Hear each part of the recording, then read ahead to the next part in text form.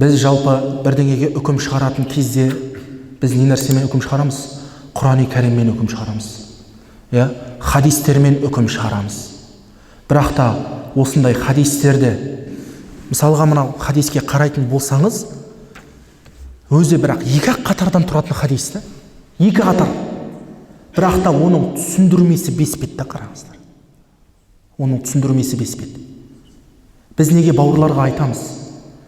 Ей, сен мына хадиспен үкім шығарма. Пайғамбарымыз саллаллаху алейхи вассалам ол хадиспен басқа нәрсені меңзеуі мүмкін. Сен өзіңнің алдындағы ғалымдарға қарасай, не деді олар саған? Не жолды нұсқап тұр саған? Сол нәрселерге қарасай деп біз не үшін айтамыз? Пайғамбарымыз саллаллаху алейхи вассаламның хадистері кез келген адам мынау кітапты ашып оқи салатын, және де ол түсініп, сол нәрсемен үкім шығара алатын хадистер емес ол. Кішкентай баланың шемай нәрселерді жаза салған нәрсесі емес ол Пайғамбарымыз саллаллаху алейхи вассаламның хадисі. Сол себептен де біз не істеуіміз керек? Кез келген нәрсені естідік па? Бір мағлұмат естідік біз мысалға. Сол нәрсемен бірден амал етіп кетпеңіздер. Мағлұмат естідіңіздер ма? Бірден сол нәрсемен амал етіп кетпеңіздер. Бәлки сіз оның нақтысын көріп алыңыз.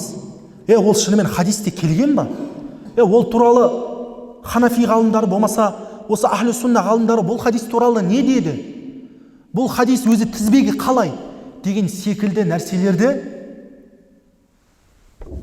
ойланыңыздар. Ал егер де алдыңызға ұсынып берген кез келген хадисті сізге бере берсе, мынаған амал ет, мынаған амал ет, мынадан кейін сен мынаған амал етесің дейтін болса, онда адасудың үстіне адасушылық болып кетеді ол. Сол себептен де иншалла Алла тағала баршамызды өзінің тура жолына салуды нәсіп етсін. Амин. Аллахумма инна наузу бика мин илми ла янфа, ва мин қалби ла яхша, ва мин нафси ла ташба, ва мин дa'вати ла юстажабу лаха. Алхамдулиллахи раббил аламин, би рахматика я архамар рахимин. Алла разы болсын.